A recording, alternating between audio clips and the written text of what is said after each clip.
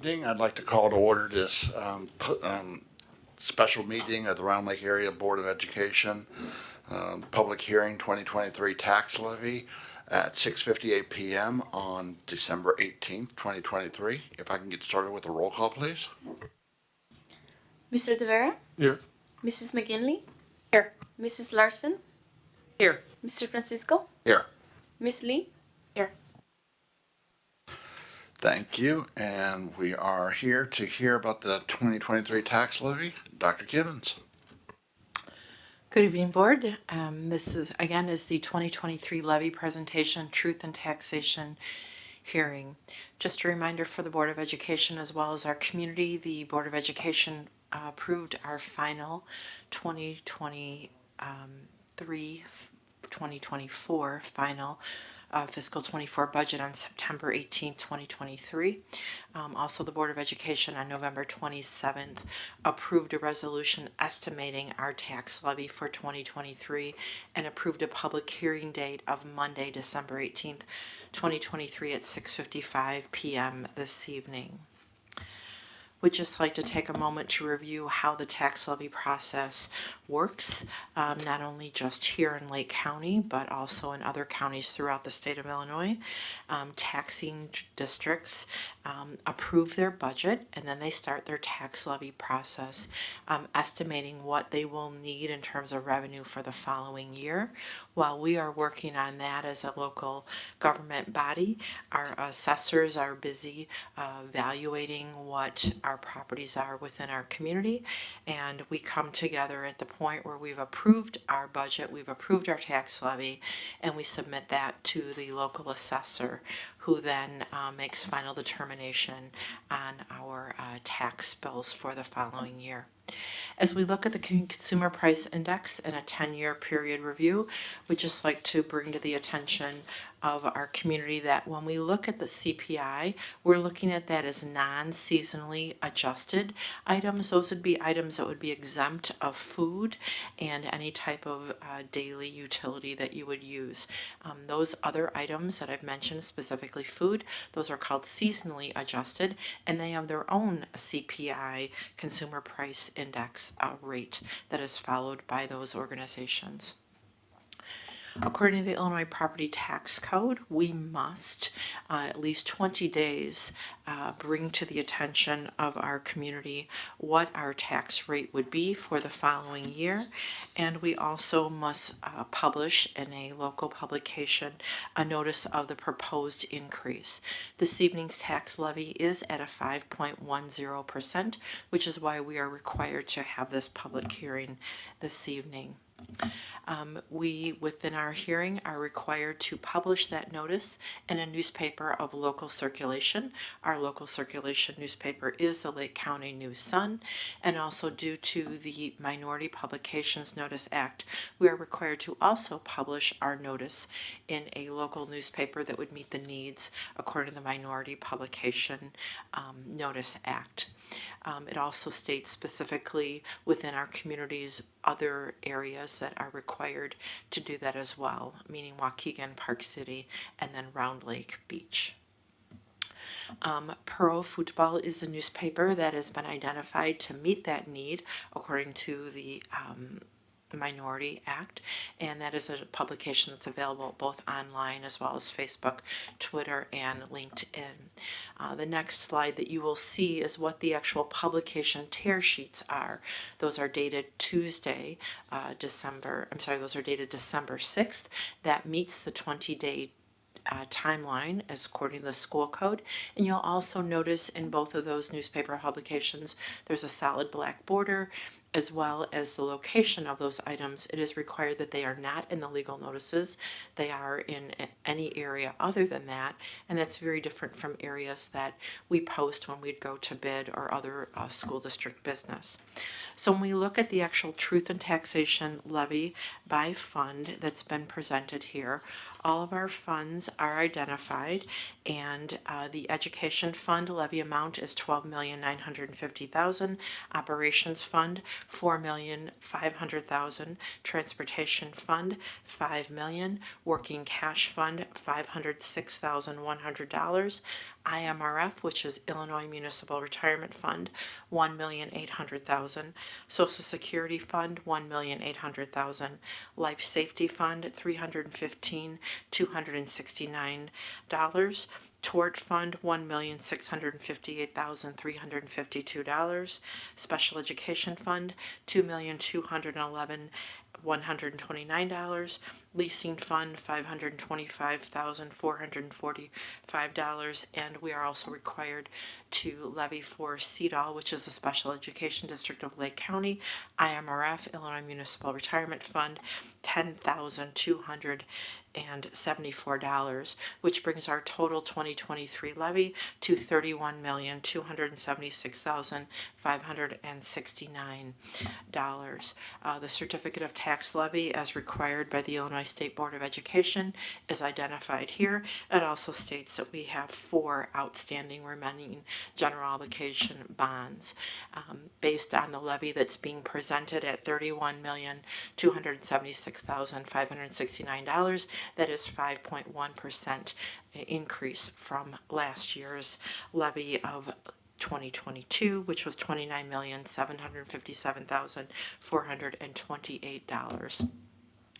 As we look at what the estimated taxpayer impact would be as a school district or as the chief financial officer for the district, we never want to estimate or try to guess what an individual's tax bill might be, but we can sort of estimate based on some knowns. If a fair market cash value of a home for 2022 was $200,000, and the estimated fair market cash value in 2023 has increased to $220,000. If those homeowners are eligible in receiving both the homestead exemption levy in 2022 year as well as 2023, the estimated change in the property tax for this year, levy 2023, including the property tax relief grant that the Board of Education supported and was approved by the Illinois State Board of Education, that would be approximately $107.22 increase based on the levy that's being presented this evening. As we've talked about the property tax relief grant, the Board of Education supported the grant. We were approved for that grant. Also wanted to make note to our community, we do whatever we can do to support our taxpayers. We have applied for the property tax relief grant and successful award of that grant, which is listed here, the application confirmation. I will be coming back to the Board of Education in a couple of weeks abating those property taxes for this year, as well as thinking positively if awarded for next year. So it'll be a double abatement process for that. Also, we are required to share our cash reserve balance disclosure based on Illinois School Code. Our audit has not been formally approved by the Board of Education. That will take place in January. So at this point, these are the fiscal 23 unaudited cash balance disclosures, which have remained the same from the tentative levy that was presented to you earlier in November. Also wanted to share with the board our general obligation bonds by levy year. I had shared with you earlier on our certificate of tax levy, there are 4 outstanding general obligation bonds. They are the 2015 B bond, 2016 A, as well as 2016 B, and the 2022 bond, which the Board of Education supported a refinance of that bond. That's why there's a new year of 2022 there. Those are the bonds that we refinanced based on rates due to current market conditions at the time to support our taxpayers. As we look at the parcel count, these are the same numbers that were presented during the tentative levy. Those have not changed. And so as we look at tax year that is listed for 2023, we see that there's been a slight decrease, and also the rationale as to perhaps why. Again, celebrating the work that the Board of Education has supported with the administration. Round Lake School District was recognized at the National ASBO Conference for Fiscal Prudence as well as Excellence in Financial Reporting. And also wanted to just celebrate the financial history of the district. We've had a strong recognition status since 2018. And would entertain any questions that the Board of Education would have or community at this time. Any questions from the board? If I could just add, no questions. I just, again, wanted to just reiterate, this has been presented in the Finance Committee meeting. Finance Committee has met with Dr. Kibbens, and we've gone over this for some extensive time as we've gotten to today's levy hearing.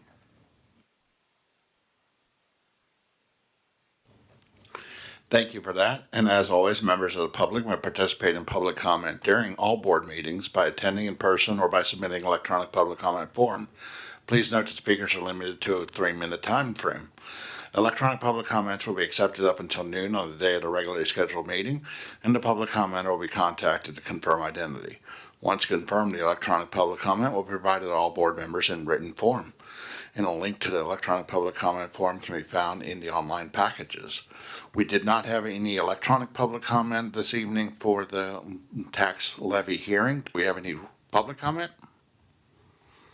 Seeing none, I will then adjourn this special meeting at 7:09 p.m.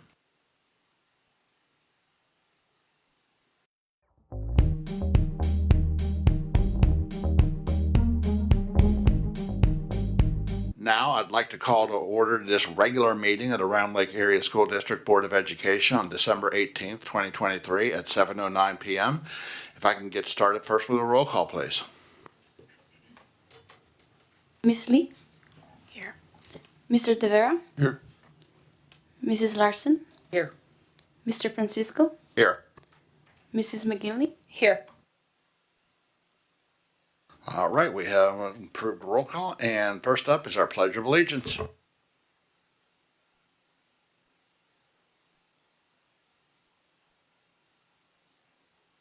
the flag of the United States of America, and to the republic for which it stands, one nation, under God, indivisible, with liberty and justice for all.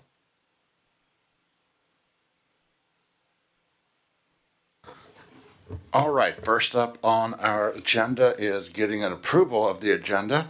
I do need to make 2 quick amendments. 3A will be removed. The Tech Campus student will be, we're rescheduling that one. And 4C will be removed. Mr. Jewett is unavailable for tonight, so he'll be giving the update on that at the next meeting. So I need a motion to approve the agenda as posted without 3A and without 4C. So moved. Second. Motion by Ms. Lee, seconded by Ms. Larson. Roll call, please. Mr. Tavera? Yes. Mrs. McGinley? Yes. Mrs. Larson? Yes. Mr. Francisco? Yes. Ms. Lee? Yes. We have an approved agenda, and first up on that modified agenda is our November Athletes of the Month.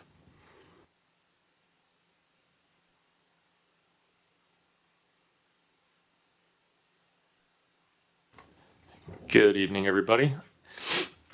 First up, our male athlete of the month from the boys wrestling program is Will Cole. Here to recognize Will is head coach Ken Filas.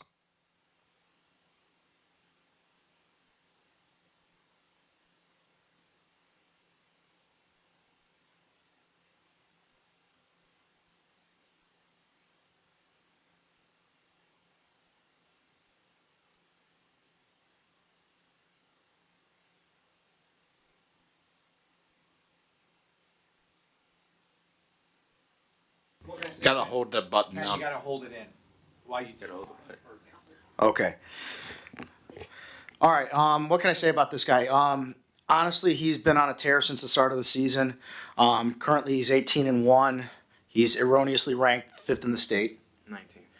No, they counted that by as a win on accident. So, anyways, he's been on a tear the whole entire year. He's got 11 pins already. He opened the season with a very dominating victory at the Conant tournament, where he pinned 4 guys, including 2 state qualifiers. Then he continued that on the next week at the Prospect tournament, or 2 weeks later at the Prospect tournament, with again 2 or 3 more pins and a very dominating decision in the finals against a kid who beat him twice last year. And then this past weekend, he went and took second at the Dvorak tournament, which is the hardest tournament in Illinois, where he lost in double overtime to the kid ranked 1 spot ahead of him. So we just got to get our offense a little more, and we can turn that decision around. But honestly, this guy's just a pleasure to coach, and I couldn't be happier to give him this award. So.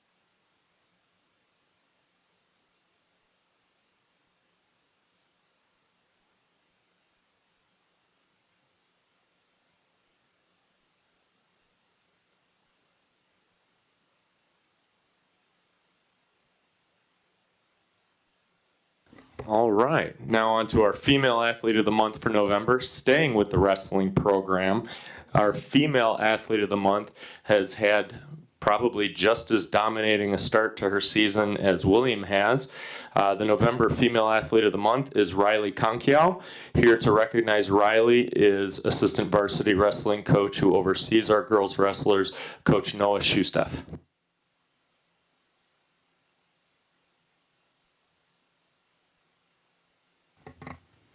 Forgive me here. I want to make sure I don't forget anything.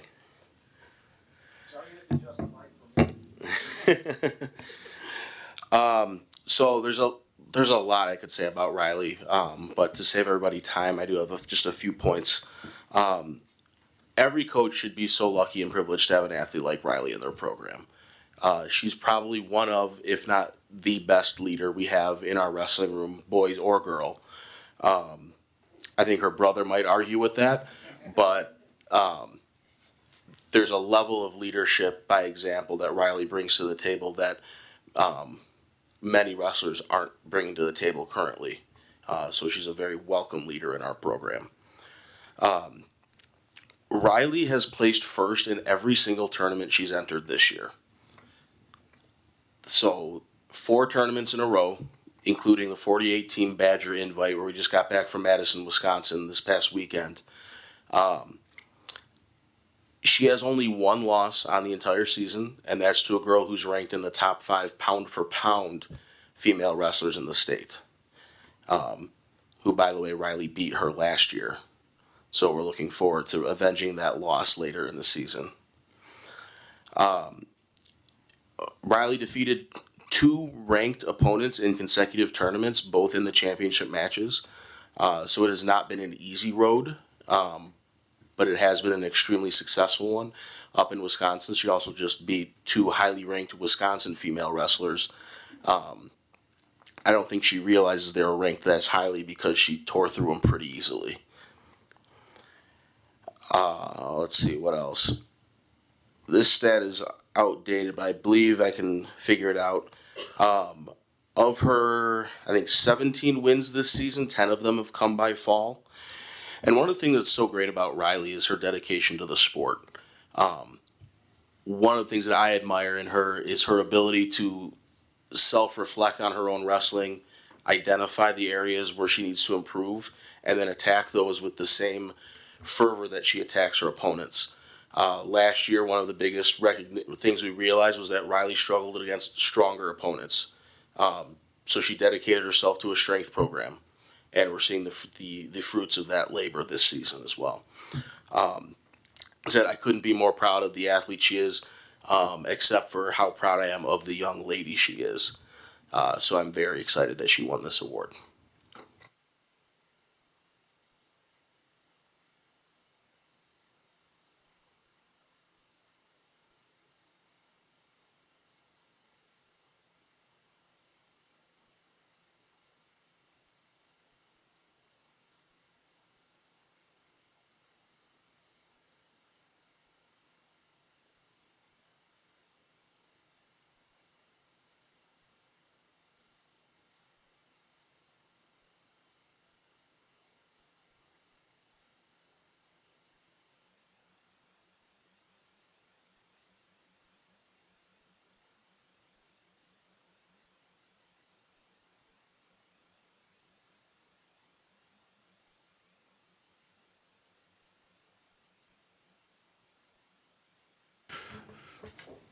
Now, as we lose almost everybody in the audience, thank you.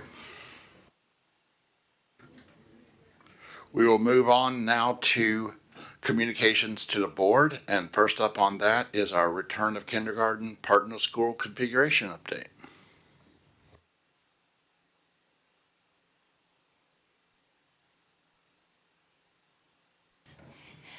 Okay, so we're using the same format that we have within, that we've used over the last couple updates that we've provided for our partner school planning transition.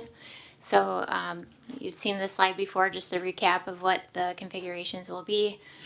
Murphy and Beach being our K2 buildings, Murphy flowing into Village for 3-5, Beach flowing into Indian Hill for 3-5, and then Ellis being a K2 and 3-5 in one. These were the planning committees that were developed to be utilized throughout this year to finalize all the steps that we need to take to move into our partner school model for next year. And then we'll go into the subcommittees and the updates. So all of the new updates on these slides are in yellow. So those are the ones that I'll reference today. And if you have any specific questions, we can address those. So for school boundaries, we confirmed at our last update that we don't need any traditional school boundary changes. Obviously, our K2 and our 3-5 buildings are technically boundary changes, but we're not moving any of those existing neighborhood school boundaries as they are today. So we do have a plan for mid-January and communicating with our families exactly where their children will be attending next school year. And we do have, for school boundaries, we have a meeting upcoming here that we will identify an actual date that will be communicating that. So it's not just a mid-January. We just want to make sure that we're working with tech to make sure that what date we select is a doable option for us to get those out. So we'll put that out in our next update to families as well. Staffing. We did communicate before that this Friday is when our staff will be notified of their tentative placement for next year. And that email is set to go out at 3 p.m. on Friday. And then as you see tonight on the agenda, we have the posting for 6 bus driver positions that are needed for the partner school configuration, and that's pending board approval. Next is programming.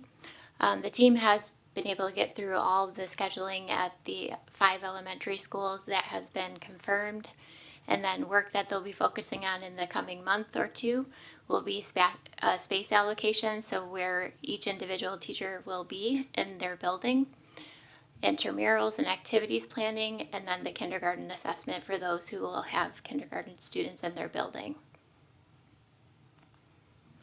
Next is mobile classrooms. The team has been discussing access, fire safety, surveillance, and technology for the mobile unit that, as a reminder, will be placed at Ellis. And then they'll be working to finalize the permitting and the delivery date. We should have that next time we provide an update here. And sorry, permitting is on there actually twice. So transportation, again, this is the 6 FTE that we'll need for bus drivers for this model. And Lewis and team are working to finalize the placement of those 6 buses and finalizing the kindergarten dismissal procedure. If you recall, as we have it today, any kindergartner that gets off a bus at a bus stop has to have someone to greet them. So what does that look like in this new model where they may have a sibling that attends school with them? So not only getting off the bus, but as a walker, we want to finalize those procedures here as well. And then we're definitely looking at traffic flow, since there will be additional buses on some of our properties. And what does that mean? So how are they coming in and out of the school property? And what will any potential increase in drivers mean for that transition at the beginning and the end of the day? Family outreach and communication. So we are, again, we're going to be finalizing the actual date that the student placements will be released to families.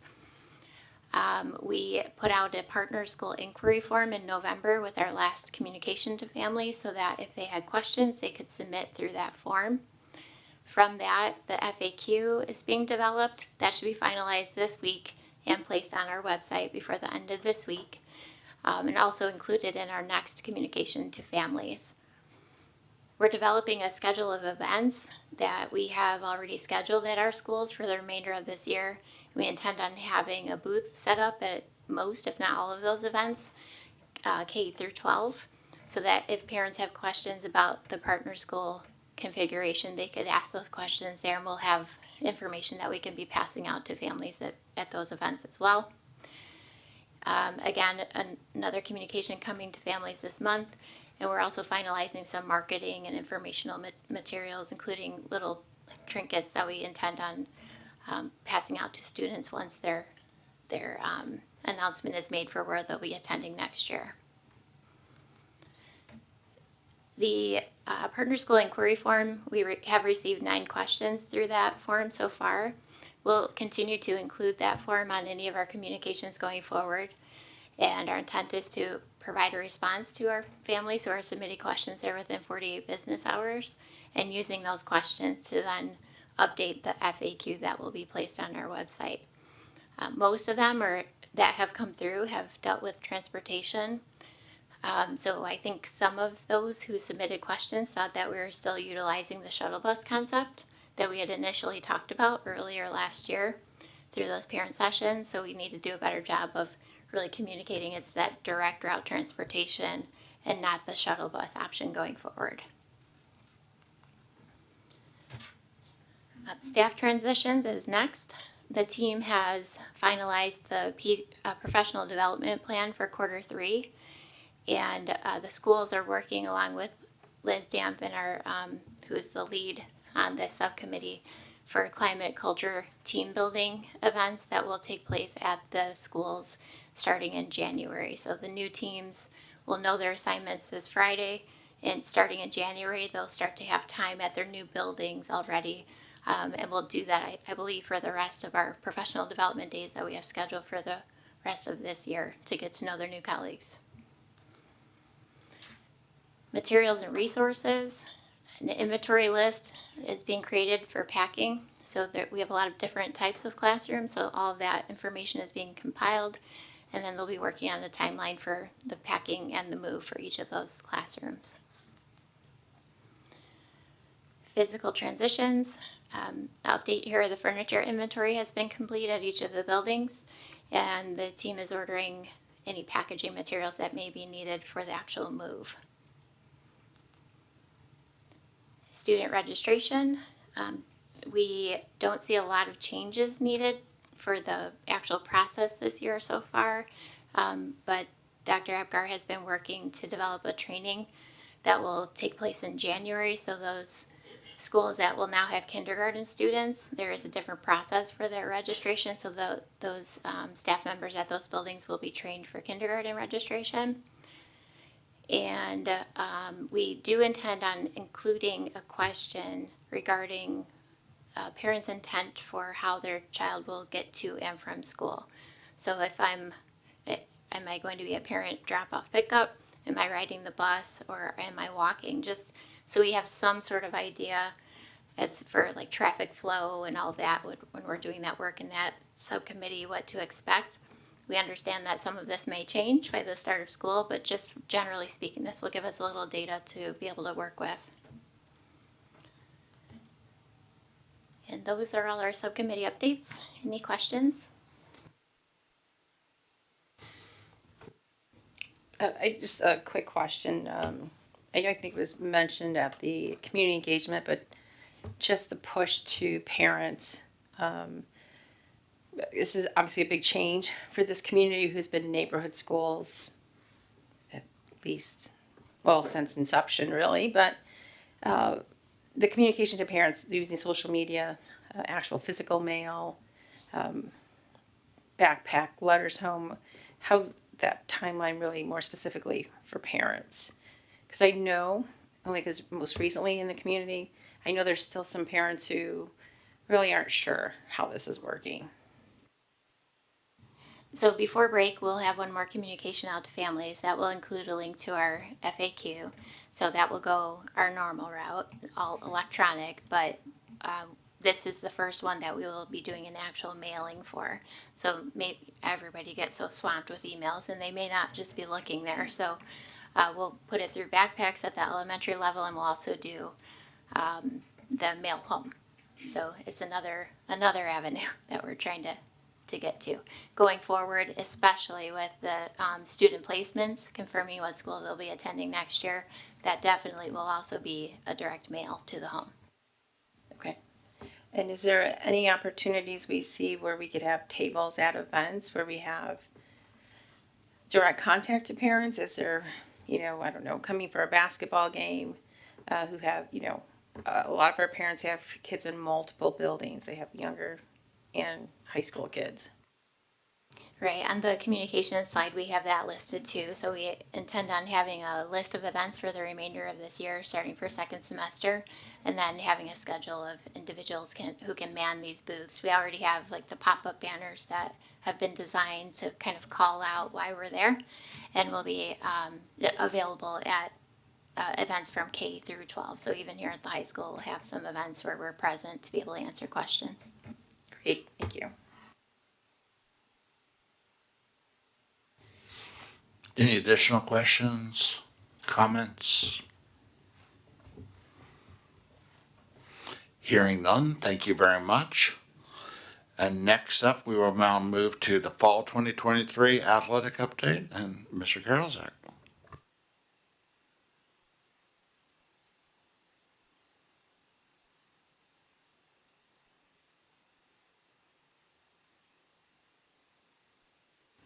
Hello again. All right.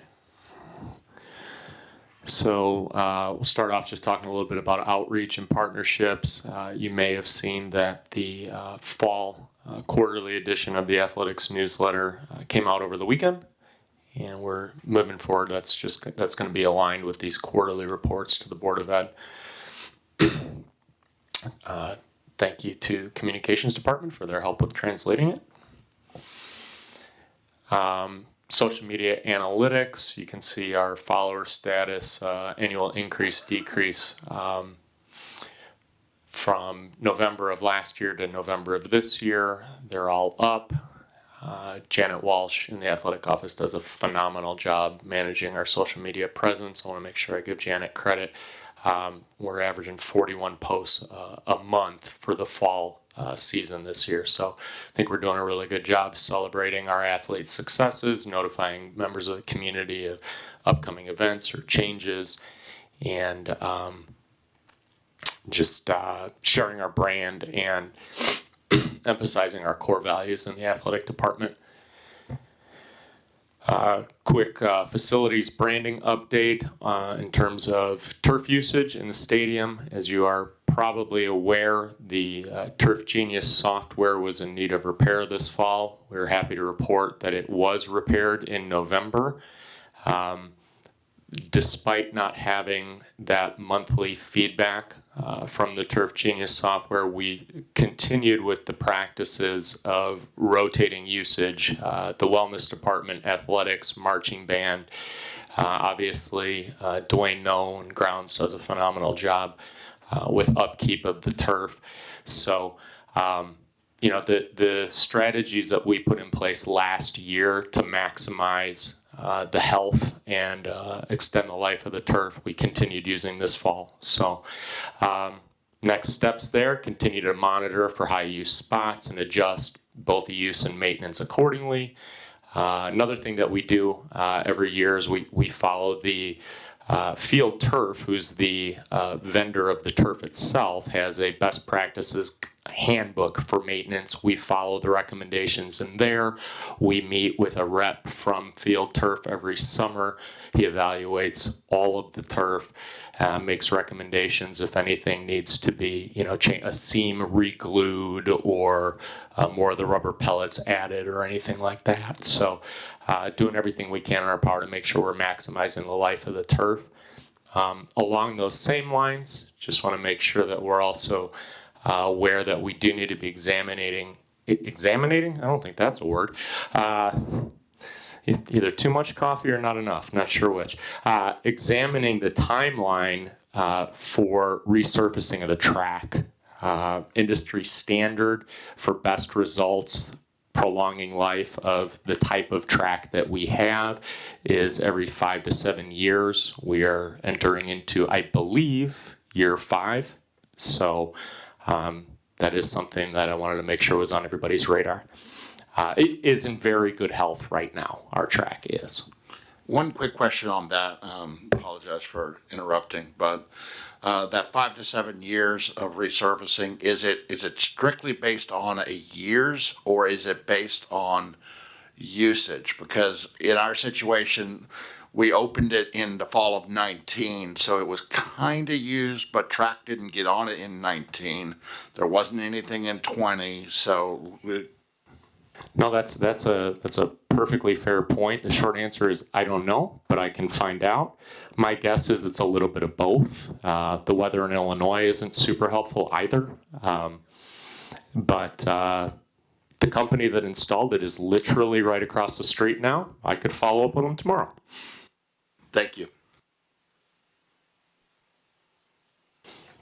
Some additional updates are some of the new windscreens that went up this fall in the stadium. Again, just excited that it's re-emphasizing our brand.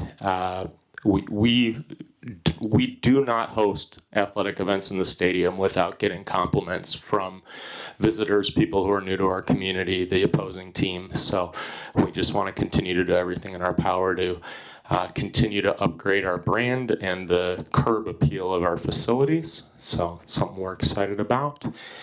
Let's talk a little bit more about outreach and partnerships in terms of feeder programs, whether that's at our middle schools, elementary schools, or in the community. Really excited about the growth of our partnership with the Round Lake Junior Panthers Wrestling Club. They're actually upstairs getting work in right now.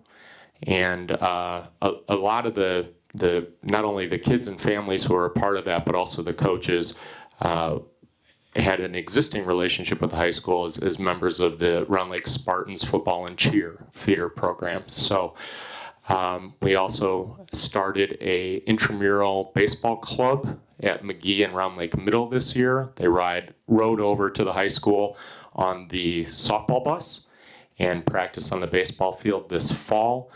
We were able to loan them some of the high school's equipment to facilitate that process. I want to thank Mike Mistalski at McGee. Mike's on our high school baseball coaching staff, but also a teacher at McGee, and he's the one that took the lead with that program.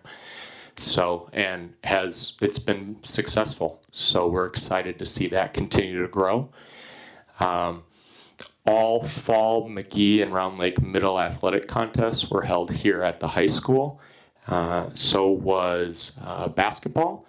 We'll be holding their wrestling meet here as well as their track meet with each other later in the spring. So excited for the ability to give the middle schoolers the opportunity to, especially now with the new scoreboard in the main gym, it's just really exciting. And this past Saturday, we hosted one of 3 jamboree events that we do for the intramurals program for our elementary schools. Thank you to Corey Hendricks from Indian Hill for coordinating that, and to Mr. McDowell and his team for making sure the building was ready to go. Some other partnerships, Grow the Game Night at girls volleyball. Elementary students who are in our Grow the Game initiative came over for a girls volleyball game. We had one scheduled for flag football, but That game had to be rescheduled at the last minute due to circumstances beyond our control, and we weren't able to coordinate that, but that is something that we plan on doing in the fall next year. One of the, I think, for me, it's just really cool. One of the highlights of the fall every year is the Junior Panther Cheerleading Youth Clinic, and then the performance that those young cheerleaders, future Panthers, get to be a part of at halftime of the homecoming game. We had over 100 kids in that performance this fall, so that was really, really cool. Excuse me. Also, I think the picture's on the next slide. We did a Junior Panther night at our boys soccer, their final home game of the regular season, and it was really cool. And they went out for starting lineups. Each one of our starters was accompanied by a couple of kids from feeder youth programs that feed into the high school here. And then obviously the collaboration between the Chicago Bears and our Director of Wellness, Kim Miller, with the mini monster clinics at each of our elementary schools this fall.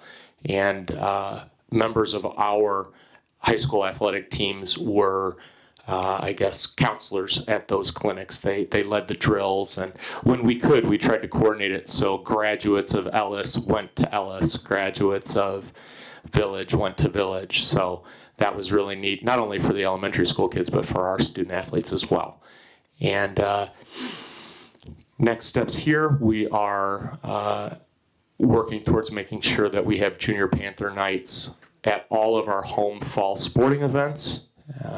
Where we'll give recognition to kids that are in feeder programs that will one day feed into the high school, and also exploring opportunities for a future Panther strength training club to get our kids working on speed and strength, age-appropriate stuff, of course, but just getting them excited about being healthy and, hopefully getting them a little bit bigger and stronger and faster before they get to us here. So maybe a little selfish motivation. There's that photo of the Junior Panther night at boys soccer.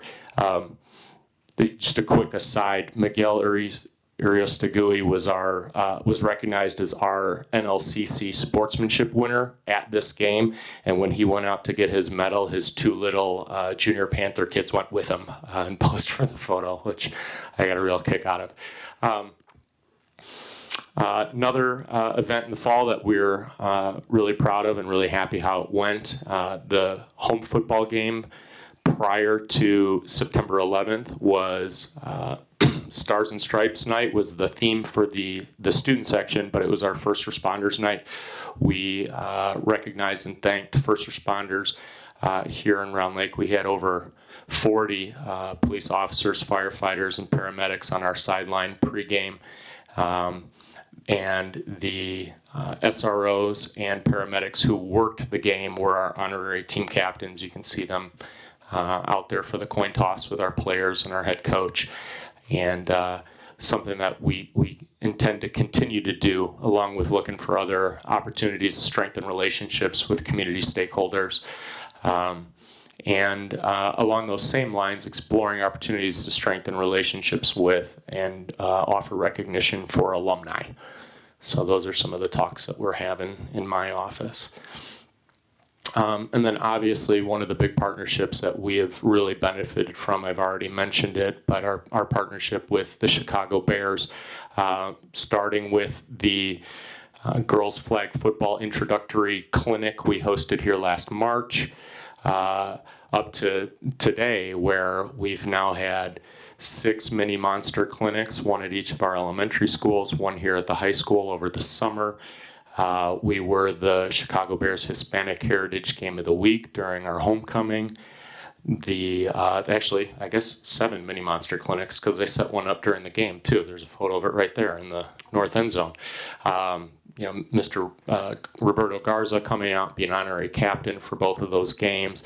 The opportunity for students from our design classes to create the logo and all of the branded materials that celebrated that game, obviously being recognized on the Chicago Bears national broadcast that weekend. Just really an awesome opportunity for a series of opportunities for our students, our school, and our community. And next steps there are to continue leveraging that partnership to benefit all of our kids. So Really, really excited about continuing that. Oh, I forget, and then Bears GM Ryan Poles actually came out at the end of November, right before Thanksgiving, and spoke with members of our girls flag football team and other area flag football teams. We had about 60 girls here who were all, pioneers in this new and exciting opportunity, and got to pick the brain of the man in the front office for the Bears. So really, really excited about that. Really cool stuff there. In terms of culture and climate, two initiatives that have really started to take off and pay dividends. Our student athlete leadership team, which currently is nominated by coaches, but we have just started this year with members of the team also having a way to nominate a peer, a teammate, or a classmate who they think might have what it takes to be a part of that team. The focus of those meetings are leadership development, but also incorporation of student voice into our athletic program, which is why we added the component of the students themselves nominating some of their peers. And then there's a contract that lists all the expectations they have to agree to it. But we've done we meet once a month. We did a workshop with Positive Coaching Alliance. I had 15 kids come in on an e-learning day. They didn't even have school, and they were here to practice getting better as leaders and develop their voice and ownership of our athletic program. So really excited to see the trickle-down effect that has to their teams and their teammates and our overall culture. And then along those lines, the Positive Coaching Alliance, that's PCA, forgive the acronym, we get 5 workshops a year with them. This year we're using 2 for our coaches and 3 for our athletes. So next steps for coaches is to continue to apply some of the practices and strategies that we're discussing in these workshops to their practices and games and the culture of their team. And as for the athletes, I'm sorry, Mr. DeVera, your head is like totally blocking next steps. Can I slide this podium over just a little bit? Or do we want to see Kevin lean back like that for the rest of my presentation? Teamwork, making the dream work. We're good. Yes, thank you. Yeah, so just as I said, the next steps for the students is to continue with the implementation of leadership strategies in their teams. After every monthly meeting, I give them just a real quick feedback survey, and I was really happy to hear to an individual, to everyone who attended the workshop on their day off, every single one of them said, yes, it was worth coming in on a day that I didn't have in-person school, and yes, I feel better equipped to be a leader in my program after just one workshop. So we're really excited about the future of this program.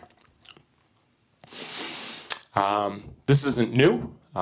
We started this last year, but Damon Mosley, who is the design student, a junior here, who creates the templates for our Athlete of the Month posters. That's the new template for this year, and I just thought it was pretty cool, so I wanted to make sure that everybody got to see it.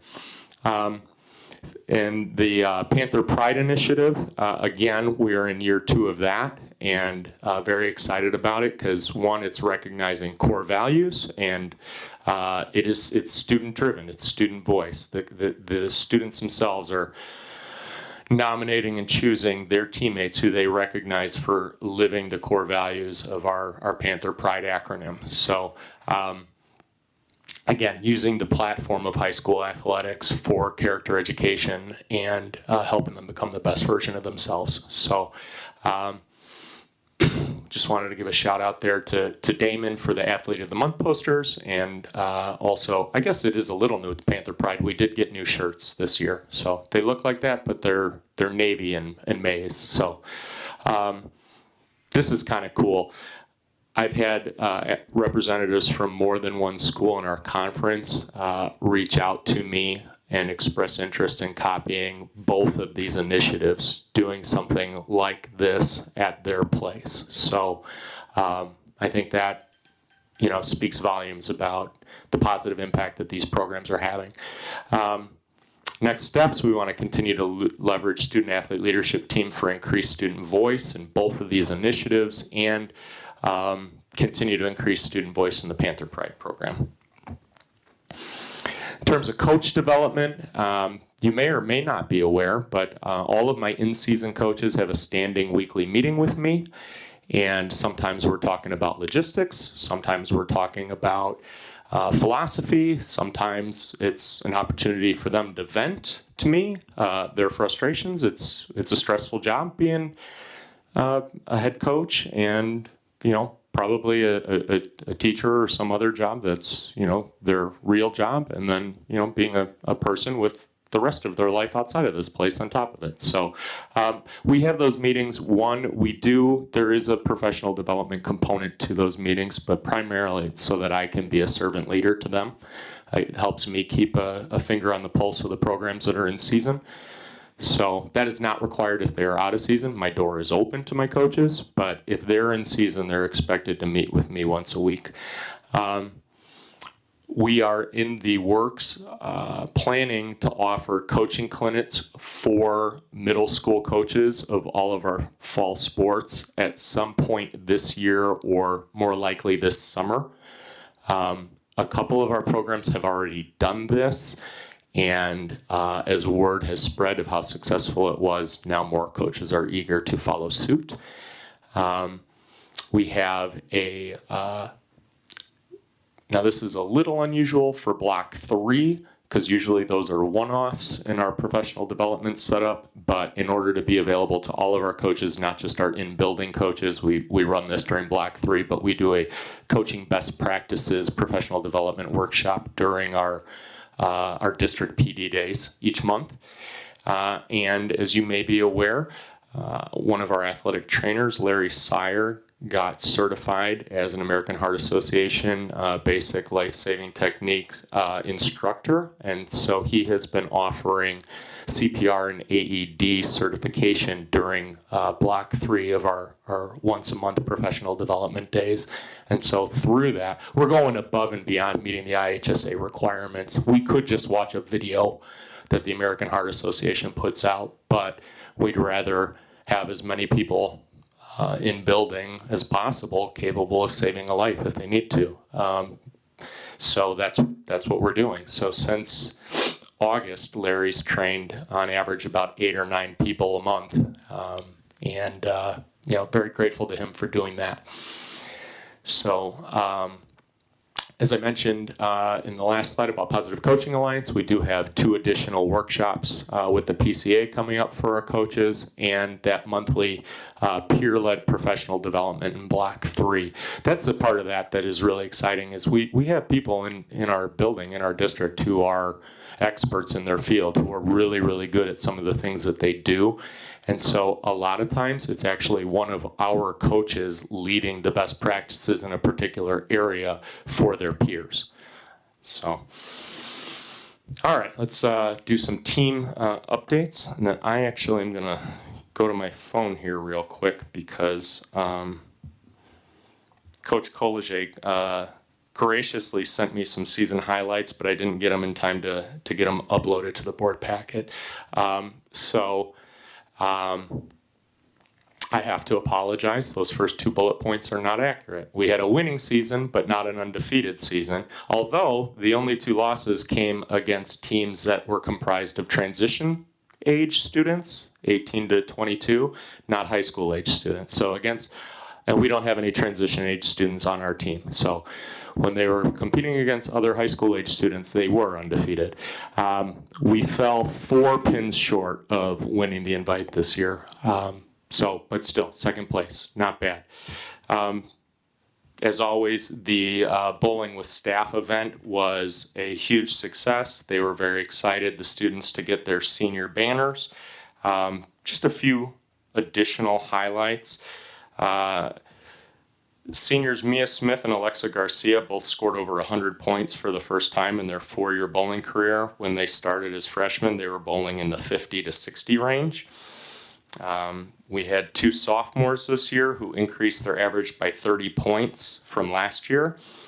A new student to the district saying to one of our seniors during the second day of practice, and I'm quoting here, "I'm glad I signed up because I met you and finally made a friend." Other student athletes helping our wheelchair athlete, setting up a ramp for him without being asked to. And again, like I said, the bowl with the seniors and the senior banners, is very special to the athletes and their families and the coaches. So thank you to Coach Collegier for sharing that with us. Two next steps that she and I spoke about that we're really excited about is finding ways to integrate our allied sports athletes into not only the Panther Pride program, but also the Athlete of the Month program. So that's something that she and I are looking to do moving forward that we're excited about. Okay, boys and girls cross country. A couple of highlights. Second place finish for the boys and top 10 finish for the girls at the Elmwood Park Invite. We had 2 all-conference athletes this year, Oscar Rodriguez and Danny Campos. Danny also qualified for sectionals, and perhaps the most exciting, 17 members of our boys and girls cross-country program earned academic all-conference honors this year. So that is quite an accomplishment. One of their big focus areas this season was on sports performance mental training. They used a lot of positive self-talk and other strategies along those lines. That's an initiative they're continuing, including incorporating weekly journaling into practice to promote some of those mental strategies for success. Incorporation of sports psychology strategies. So that's cross country. This is our first ever update for flag football, which was new this year, and they earned quite a few accolades. So over 20 athletes started and finished the season. Very good athlete retention in flag football this fall. Finished second place in our conference. Now, this was a conference of area schools, so this was not the Northern Lake County Conference, but 4 of the teams in the conference are Northern Lake County schools: Crazy Lake Central, North Chicago, and ourselves. And then rounding out the group were Stevenson High School and Loyola Academy. They earned 2 athletes of the month in freshman Molly Keefe and junior Leah Glover. Molly and Leah also earned all conference honors. 3 of our athletes were, even though it's not officially a NLCC sport yet, we figured if they met the requirements to earn academic all-conference honors, well, gosh darn it, we're going to call them academic all-conference. So 3 members of the flag football program earned that this fall, and Leah Glover was recognized by the Chicago Bears as an all-state competitor in girls flag football this fall. And she got to go to a recognition dinner at Hallis Hall, and that was pretty cool. Next steps here, we are hopeful that we'll be hearing very shortly that it is approved as an official IHSA sport. That'll then mean approval of stipends and hiring of a coaching staff. And looking to, as we are for many of our programs, incorporating regular strength training and development and both in season and out of season, and the development of feeder programs. We're looking at ways we can possibly bring girls flag football to the middle schools or the elementary schools, capitalize off of the excitement that the mini monster clinics created this fall. Football. 4 all-conference selections, increase overall program numbers. There was a significantly greater focus on strength training. Still have a long way to go there, but it became a part of what we did on a regular basis, laying the foundation for doing things the right way there. Significantly revamped the practice structure. If you look at the practice plan and the way that it was executed, it's more akin to a college practice in terms of the organization of it. Positive steps there. Increased parental involvement in team dinners and the boosters from years past. Not where it needs to be, but again, steps in the right direction. I think some of the biggest things, and there were growing pains in the program as a result, but Coach Milazzo and his staff have instituted higher expectations for the athletes on the field, in the weight room, in the classroom, in the community. He's strengthened the relationship with and guidance of our feeder programs and is looking to continue to do that. And has placed a significant off-season focus on service and positive culture.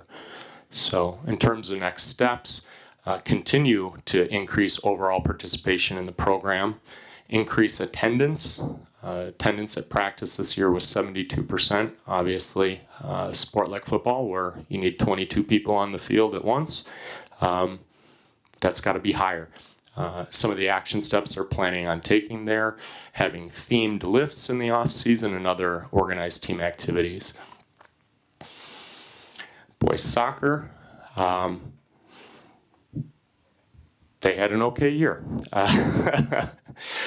This is the 5th year in a row that they have shared the conference title or won it outright.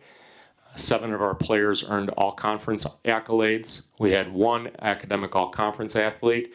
They were the regional champs. They were the sectional finalists. And the future is very, very bright. As you saw before, there's already a good relationship with the feeder programs. And talking with Coach Tellez, one of his big initiatives this offseason is going to be additional focus on strength training, both in season and in the off season. And then to advance to the super sectional and beyond. So my 2 cents, I love that he's not shying away from setting those goals really high and saying so publicly. I think it's good for our boys to hear it. So excited for them. Girls tennis, young team, we graduated double-digit seniors off of the previous year's team. Only 2 returners with any varsity experience, I believe, this fall. But they were playing their best tennis at the end of the year. They got better week to week. Very noticeable growth mindset and grit in the face of adversity. Some highlights, we had medalists at the Grays Lake North Tournament, the Woodstock Tournament, and the Spirit of the Northwest Tournament, which is one of the more competitive tournaments in the area. Also, 3 of our girls tennis players earned academic all-conference honors this year. Next steps, greater incorporation of strength training, both in season and out of season, and looking for ways to create opportunities for our elementary school students to practice and play tennis at an earlier age. And so I actually had about a 2-hour conversation with Coach Davis last Friday, I think, about that. So looking forward to seeing those strides made in the girls tennis program. Girls volleyball, athlete retention is always really strong in the girls volleyball program since Coach Larson took the helm 3 years ago, and it's over 90% again. They had a 2nd place finish at the Elmwood Park tournament this year. They won twice as many matches this year as last year. So we're not satisfied, but excited about the growth.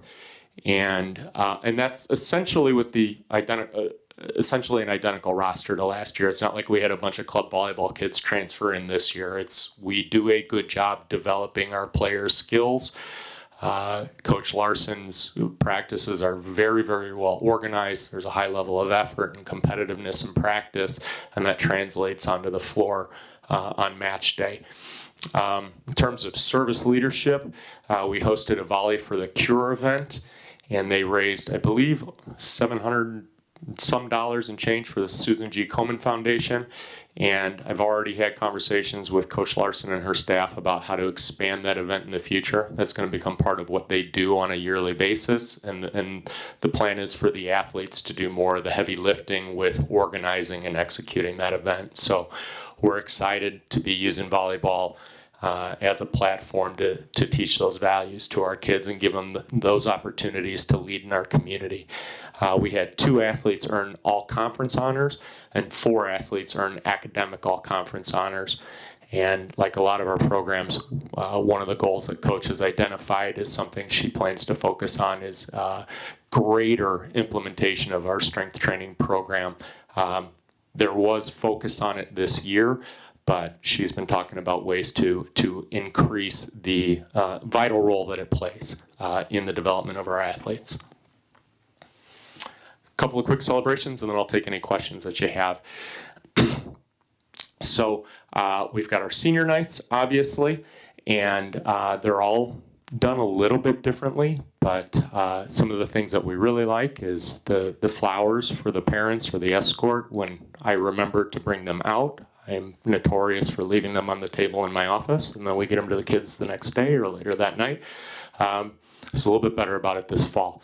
Obviously, advertising it on social media, the recognition of the athletes and their parents and their family members, and the senior banners that everybody gets. Those are very popular, and just, you know, a nice token of our appreciation, not only to the athlete, but to their families for the sacrifices that, you know, being a senior athlete requires, or being the family of a senior athlete. So some next steps, and some of these will be done through the student athlete leadership team. Actually, this first one mostly. Incorporation of Panther Nation nights into senior night celebrations. And that essentially, when I say a Panther Nation night, I'm talking about having leaders of different programs organizing their teammates to go to their classmates' senior night in other sports and just have a big, loud, raucous display of support for other student athletes on, you know, what is hopefully their most special home event of that year and of their career. So we're working on executing that for for our upcoming winter and spring senior nights through the student athlete leadership team. We just purchased another of those big fancy branded tents that we have at the home football and soccer games, and we thought it might be a cool thing to have for the families of our seniors on outdoor senior nights. Looking at the logistics of that, and this one's more of a I'd like to have than is necessarily going to happen. But I threw it on there as a little bit of self-motivation. We're going to budget for one of those branded, logoed, inflatable tunnels, not just for senior nights, but other celebrations too. It would shock the pants off you how expensive those things are. But we'll budget a year in advance and figure it out, because I think that would be a really nice added touch to the festivities for our kids, and they deserve it. I would be remiss if I didn't recognize the winners of the Northern Lake County Conference Sportsmanship Awards in each of our fall sports. There you have them there. Jackson Young for boys cross country, Haiti Saucedo for girls cross country, Timothy Scholes for football, Miguel Uriostagui for boys soccer, Jennifer Avila for girls tennis, and Laura Peda for volleyball. As I mentioned, currently the NLCC does not recognize girls flag football as a sport, so we didn't get a sportsmanship winner for that, although we definitely had a number of deserving young ladies in the program. Looking at creating a sportsmanship award for graduating seniors that would be awarded at the senior banquet in May. And then, as I just mentioned, figuring out how to recognize our flag football athletes as NLCC sportsmanship winners. I'm fairly confident that if it gets approved as an official IHSA sport, we will adopt it as a conference sport next year. We're only 2 schools away from the threshold right now as it is. So obviously, one of the big things that we wanted to celebrate this fall was the new scoreboards that we would not have if it weren't for the hard work and generosity of our boosters and our Board of Ed. So thank you to all of you. And as you know, because a lot of you were there, it was unveiled at Girls Volleyball Senior Night. And I didn't put next steps on here, but I mean, if you guys want some suggestions on fancy other things to, no? Okay. Another celebration, the growth of our golf club this fall. We actually had the opportunity for a number of our athletes to compete in multiple matches this season. And Claudia and Miriam Salcido actually competed in the IHSA regional, and I believe that's the first time in over 20 years that we had athletes competing in the IHSA regional. We weren't able to compete as a team yet because we don't currently offer it as a team sport, but they are allowed to compete as individuals. They wanted to do it, and so we were happy and excited to afford them that opportunity. And next steps, we're looking to continue to grow the program for both our boys and our girls. And I've spoken with Coach Owens, and he's got some ideas on ways to offer opportunities to our elementary school students this coming spring. This is always one of my favorite celebrations, and that is our academic all-conference athletes. Just a quick review of what that takes, and you know, think about this: a full day of school, right? The rigors of being a varsity athlete, and maintaining a 3.5 GPA or higher. So to have 34 of our students earn that honor in the fall is something to be really excited about. And some next steps: continue to celebrate those academic successes, and distribution of the t-shirts. It's something that we started end of last year. If you are an academic all-conference honors, you get a t-shirt. And the graphic on the left there is what those shirts look like, and on the right, that's a list of all of our academic all-conference athletes from the fall. So, and then two additional celebrations. I mentioned Leia before, but I didn't want to forget Georgie Morales, one of our team captains of our boys soccer team, also earned all-state honors this fall. So, and they're both awesome kids. So it's really neat when you get to celebrate something like that. And then equally exciting is in the athletic department this year during parent-teacher conferences, our staff always has a chili cook-off, and the athletic office's very own Janet Walsh was the 2023 chili cook-off champ. So, but in all seriousness, I'll take any questions you have now.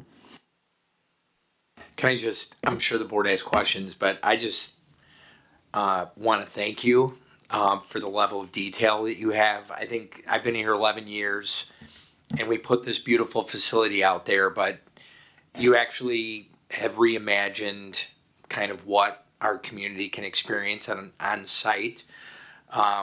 You're very forward thinking. You always pay attention to detail. And for me personally, biggest thing is your genuine care and concern for our kids.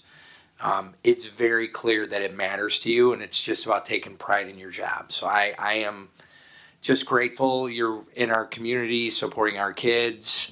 You've obviously got a great team behind you and with you. So that's not really a question, it's a compliment. I do want to ask a question. You can answer it whenever. Is wondering if you heard anything about the football proposal. I think, I'm not sure the voting is closed or not, but I'll pass that off to the rest of the board. But thank you for your leadership in the athletic department. Well, thank you very much for saying it's very kind. It's definitely a team effort, and I have not heard anything official on the districts yet. Voting closes this week, so we should know shortly. Yeah, thank you. Yes, I love all the detail. I think your report out, I always look forward to and appreciate all the detail. But I do have a few questions. I'm going to start hopefully with the easy one before I lead up to the big one. I just had a question regarding senior night this year for football. It was really early, and I know we weren't the only district that did that. I saw others in the conference did that. Was that something discussed at a conference level, or what was the prerequisite to moving up senior night? Sure, that's a good question. Thank you for asking it. It was not something that was discussed or planned out. It was discussed. We discussed those sorts of things at our monthly athletic directors meetings, but it wasn't a coordinated effort or anything. Basically, what it comes down to is we were sort of at the mercy of our schedule and when our home games were this year. In order to do it any other time other than that one, it would have been, the other one that made sense would have been homecoming. And now I don't want to diminish making the senior night special by having it on the same night as something like homecoming, which was also the Chicago Bears Hispanic Heritage Night. It would have been nice to have longer to prepare for it. A lot of work goes into making all those banners when you throw marching band and guard in too.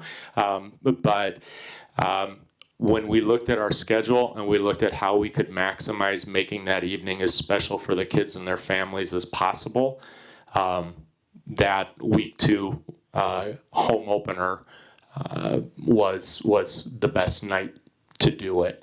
The way that we kind of talked about it with the kids and their families was we're kicking off the year celebrating you guys. And you start thinking about it, and there's some advantages. You're probably going to get nice weather, right? You haven't, hopefully everybody's healthy, no one's injured, so or in trouble or anything like that, so that hopefully they're getting to play in their senior night. So, no, it basically came down to looking at our schedule. That was the night we felt we could do the best job of celebrating them. I mean, are we looking at that again for this upcoming school year? Do you know? I just know having it so early, it threw a lot of parents off. And everyone's like, why is it so early this year? Why is it so early this year? And it's like, I don't know, but it is. No, the way that our schedule is laid out for next fall, we'll have a number of home games at the end of the season, so it'll be later in the year. I don't have the schedule in front of me, but no, it'll be in October. Okay. That was just, I know something that was talked about a lot with the senior night being so early. You know, like you said, there was a lot in the area that did that though too. Right, saw I know we quite weren't a the bit. only Right, ones. That's yeah. why I wanted just to ask, at least for our perspective. No, it wasn't, but that's why I was like, was it something that was discussed in conference? Because I know North, all of them, they had a really early senior night.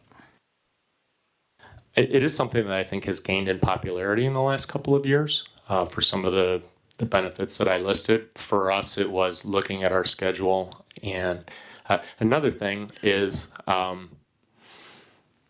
2 nights where the boosters make the most money in the concessions, and if I can help them out with my scheduling, I want to, senior night and homecoming. If you put those on the same night, it impacts them. People can only eat so many steak tacos, So. Don't challenge me. I was gonna say, I don't know. So yeah, no, it was purely a byproduct of what our home schedule looked like this fall. It'll be late. I prefer it later in the year. Okay, no, thank you. It was just a question, because if it was gonna be a change, that, is down the pipeline or affect the cadence of senior night, it would be nice to let the community know that this is something will be, the pattern's changing. I have a couple more questions. That acronym OAT, what was that again? OAT on. Sorry, OTA, Organized Team Activities. Okay. So again, just a reminder, acronyms, if you can list those out. I thought I was going to It's a sneak pet that peeve one of by mine. you. I apologize. No, not at all. Organized Team Activities. We missed it too. We review your deck and we missed that one too, so. I gave the reminder at finance. I'll give it again at the end of the meeting today, but yeah. The next one is regarding the resurfacing of the track. I know Mr. Francisco mentioned it earlier, but I know, and I'll need Dr. Lamping, is she still here? Yeah. So I know when we did the field, and Dr. Lamping's, as part of his facilities, we have a software that manages as the maintenance of our buildings and our property and that cycle that comes up. So are you working with Dr. Lamping on the cycle of this possible retract surface that's coming up? Is that Is the it- asset calc? Is that what you're I always talking forget about? the name. Is that what it is? Asset calc. Yes.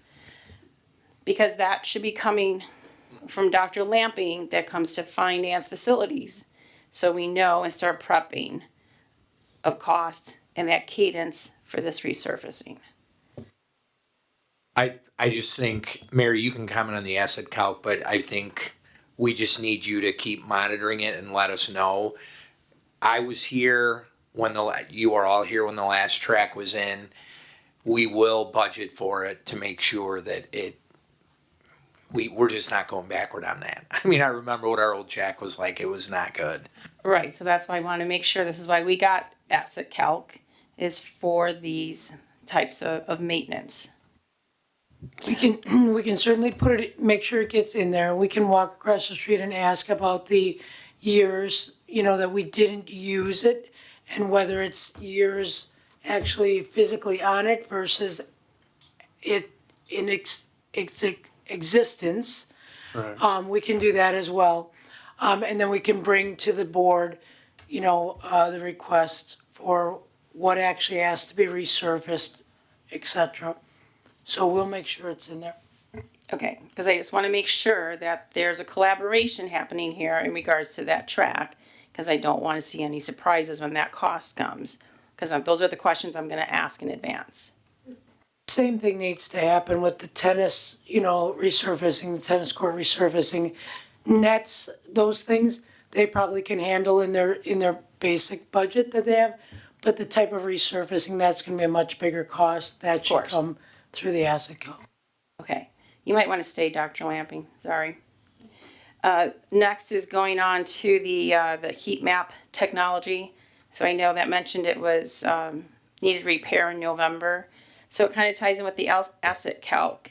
Is that on there so we're keeping track of the maintenance, the warranty, that when this happens, we know where we are in the warranty, if it's covered, and what do we need to look for moving forward once that warranty's up?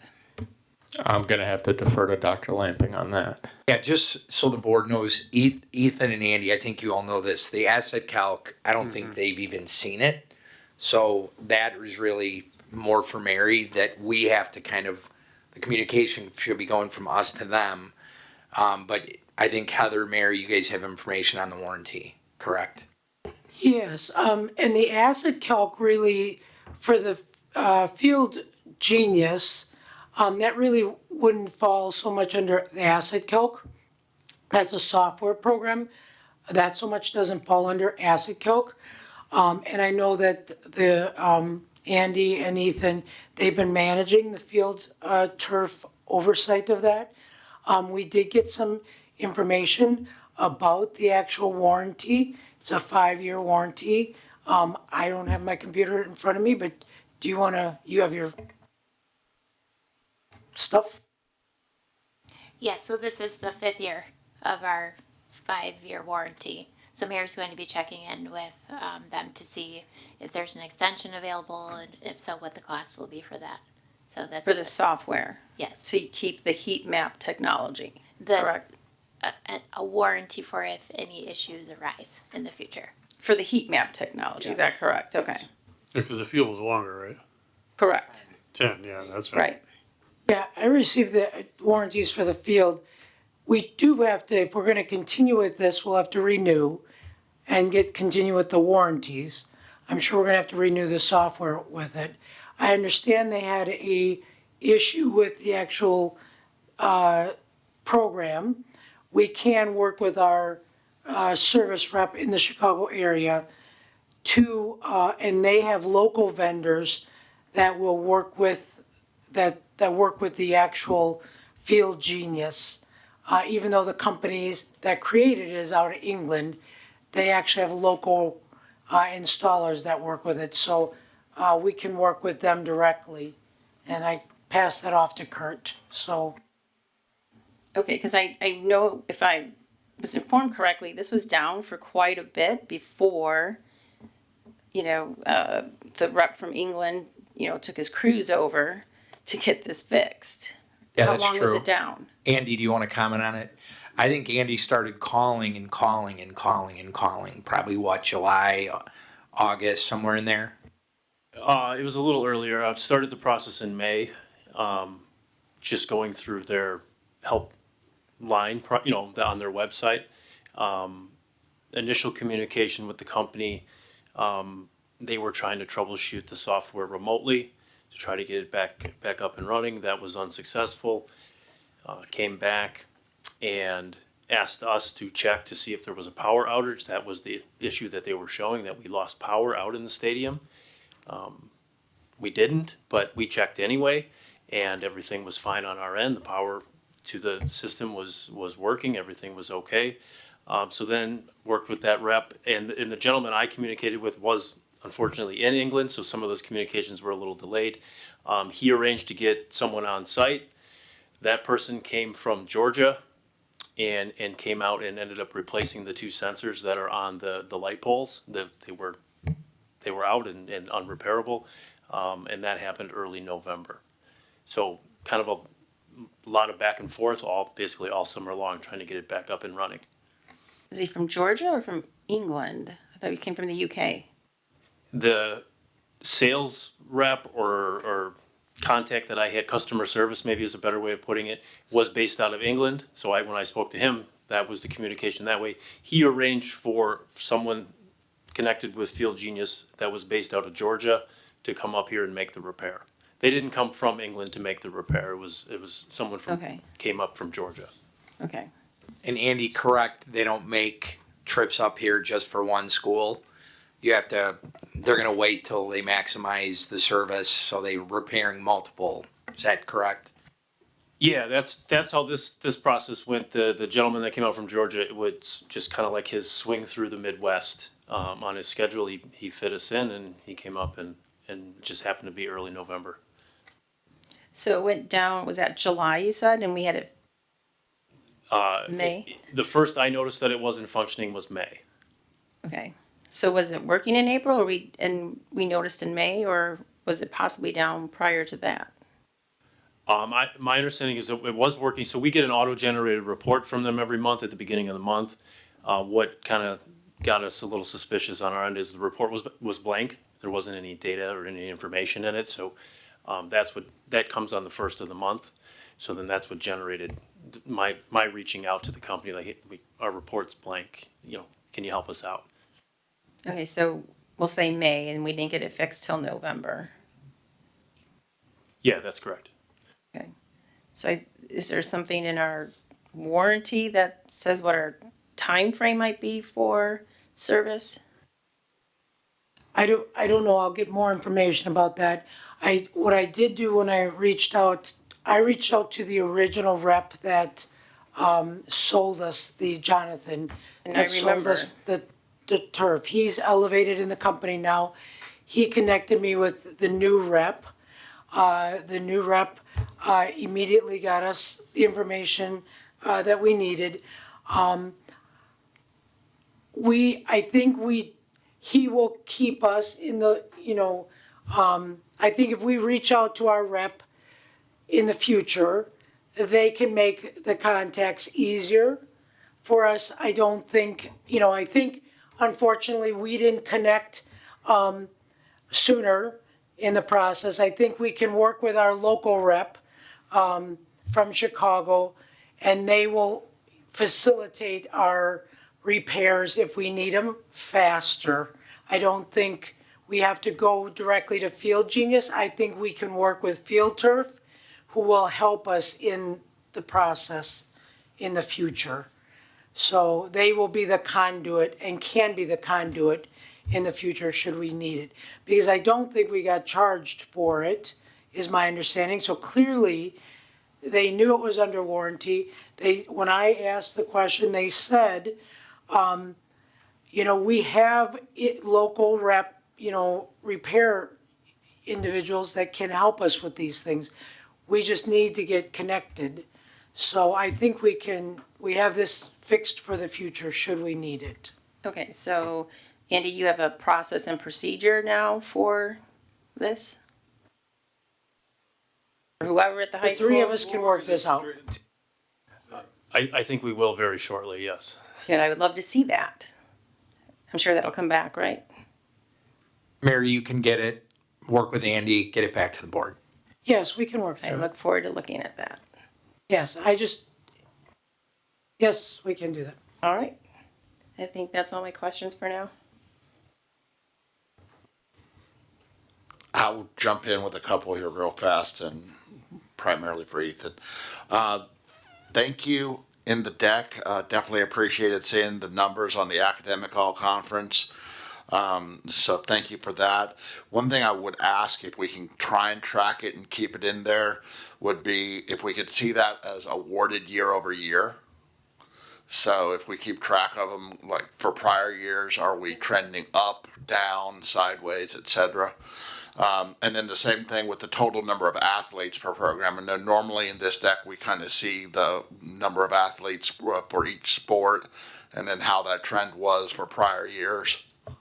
I apologize. I did that in my summer one, actually, because we had just finished with fall registration, but I could reshare it if you like. No worries. Yeah, like I said, just, but definitely thank you for the detail, and all of the above there. So, yeah, and then like I said, well, to me, just one of the things I love seeing it, and I agree with you.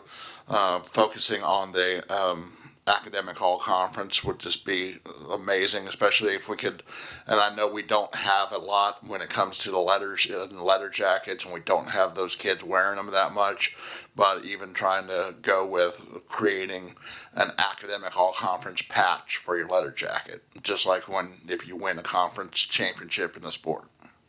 We have a pin that goes on their letter, and they get that. We call them down to the office. We give that to them with the T-shirt. Actually. Excellent. Thank you. So I do have that data.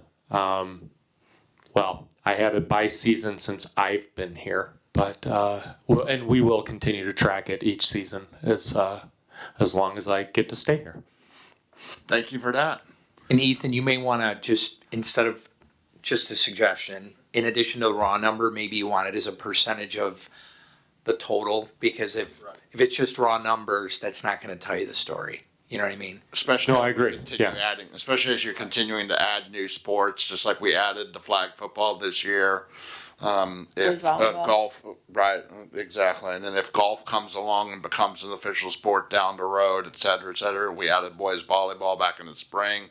So again, great point, Dr. Mendoza, on the percentages, because it would look like a sport lost it, but really it just got eaten up by a different sport. Expect to see that in the winter one. Additional questions from the board?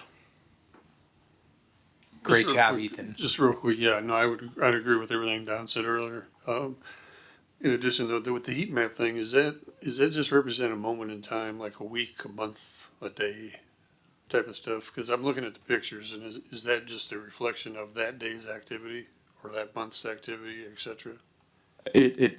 You can have it both ways, I believe, Andy, right? Yeah, you could, depending on the filters in So the how far report. out Yeah, can you go with that? they send it to us a month at a time. You're looking for trends of overuse, Yeah. or I shouldn't say overuse, higher use than other areas. Right. And so when you see those red spots, that's an area that is so. Long story short, and Andy, if I get any of this wrong, please correct me. If it's used more, a particular area, than other spots, it's more likely that the fibers, the fake grass, are clomped down, Right. smushed down. Right. Smush, that's the technical term. Right. And thereby exposing more of the fiber to UV light and other things that shorten its lifespan. Right. And so it's not necessarily that it's being overused or used too much. It's just this is an area you should focus some attention on in terms of additional grooming, and maybe consider moving where you're doing your activity, which is why we have a rotation in the athletic department with the marching band and with the wellness department, so that we're not always in between the 30s on the home side, trampling it down.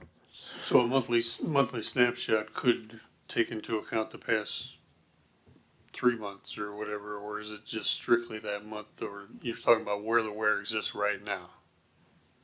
You know what I'm saying? Am I asking that right?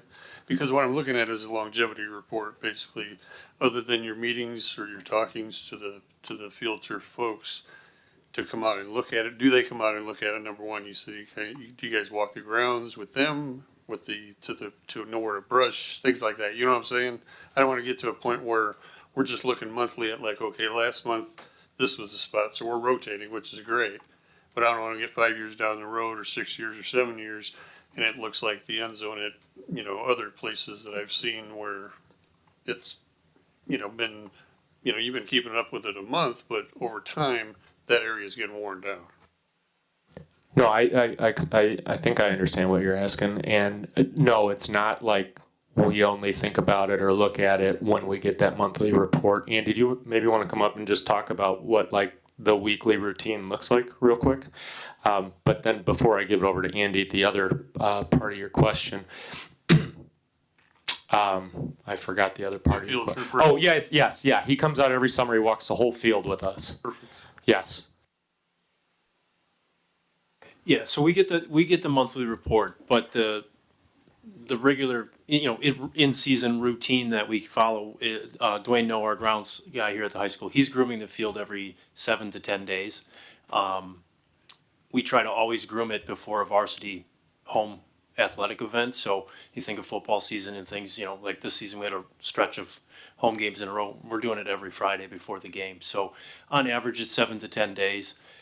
During the off season in the summer with all the camps and practices, it's pretty much every chance we can get out there when there's not an athletic team out there. So it's about once a week. Right now, we're off season. The stadium's basically closed. We don't do it at all. Right. Oh, great. Yeah, that's great. And it looks great too. I think it still looks really fresh. So yeah. It does. That's why I want to make sure, like, the heat map that we want the request for, if it's down, what's our policy, what's our procedure, so that we can keep on top of that we're using that warranty. And as that warranty is now coming to an end, what can we do to extend that? Or what is that going to look like? But if it's down for 5 months because they're not coming out here, that's not doing us any good. Yeah, you're absolutely right. So yeah, Mary and I'll work. We'll get that procedure in place. And even like when it was down, we stuck to our routines. Ethan, we stuck to our rotation. Dwayne stuck to his regular routine, and we kept going as normally planned. Because now we need to plan for the track, and before we know that, then we are looking at the 10-year Right. life cycle of the turf itself. I think what you're hearing is there's an interest in keeping it healthy and good, and if we need to replace something, we're going to. And obviously, we want to get as much life out of it as we can. Interest is a good term. Yeah, that's what we're. Yeah, it wasn't the word I would use, but I'd say strong. I apologize. Strong I interest. think that's great. I appreciate that. But yeah, we're. It was a very big investment, Yeah. and we are going to make sure that investment is well maintained. Yeah, we understand that completely over on this side. Yeah. I think you do. No, but thank you for what you guys are doing. I really appreciate that. Like I said, it does really still look really fresh. So yeah. It does. It looks beautiful. It does. All right, hearing no more questions, thank you very much for that. All right, next up is the strategic plan monthly update. The December 2023 update was listed in the packet. Dr. Mendoza, any direct? Nothing to call out, just again, it's going to be here before you know it, but the Thursday we get back is the first strategic planning session from break. And I want to thank Mr. Peterson. We have 7 students committed to being a part of the process. So we're very, very excited about it and where it's headed. So I think it's the 12th or 13th or something like that. It should be on your calendar. Any questions from the board in regards to this monthly update? Hearing none, we'll move on to the memo on disposal materials. Any questions for the administration in regards of disposal? Hearing none, next up is review of contracts under 1,000. We had 1 this month. Any questions on the memo in the packet? All right, hearing none there. We will now move to public comment. As always, members of the public may participate in public comment during regular board meetings by attending in person or by submitting an electronic public comment form. Please note that speakers are limited to 3 minutes of time. Electronic public comments will be accepted up until noon on the day of the regularly scheduled meeting, and the public commenter will be contacted to confirm identity. Once confirmed, the electronic public comment will be provided to all board members in written form. A link to the electronic public comment form can be found in the electronic documentation. There was no electronic public comment for today's meeting, and at this time we have no public, but we'd open it up to public comment. Hearing none, we will move now on to our superintendent's report and Dr. Mendoza.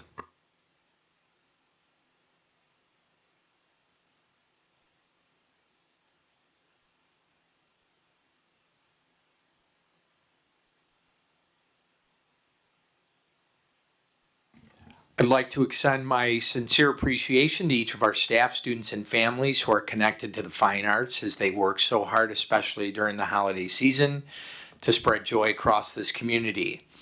Their shows, concerts, community presentations, and more create such a strong display of community service and pride. I'm going to skip the second portion of the update. I'll follow up with you on that in the weekly. Gentle reminder, winter break begins Monday, December 25th.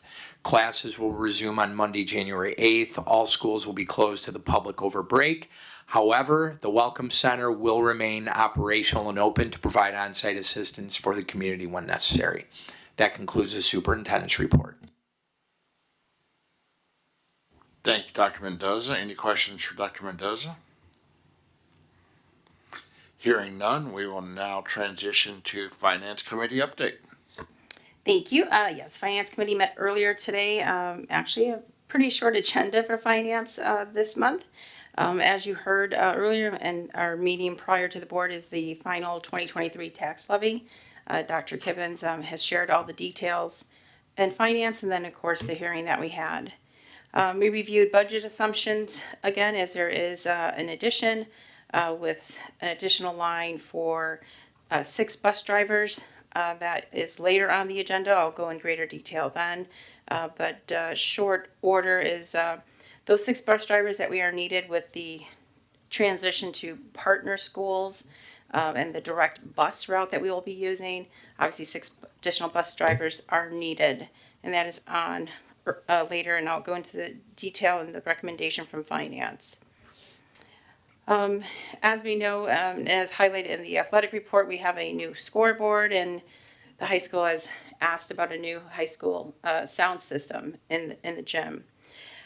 Mr. Kozak and his team have, I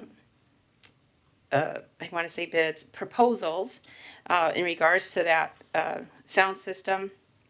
We've only have had one formal response back.